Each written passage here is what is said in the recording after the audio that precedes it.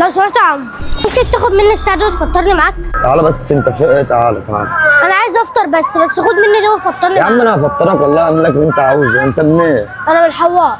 بابا وماما فين؟ أنا بابا وماما منفصلين وأنا قاعد مع ماما.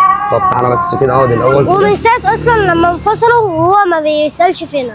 تعالى بس اقعد الاول أنا كده. مش هفطر معاه غير لما تاخد بس مني دي. طب ايه قصه الساعه ده؟ هاتها كده. طيب ماشي، ايه يا عم معاك. الساعه اللي انت عاوزها؟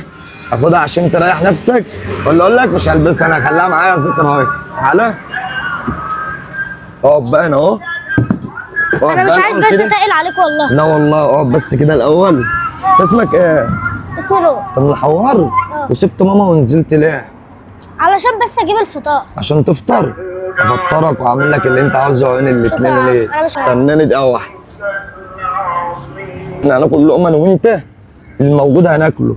أنا خايف بس يكون الأكل على قد. يا عم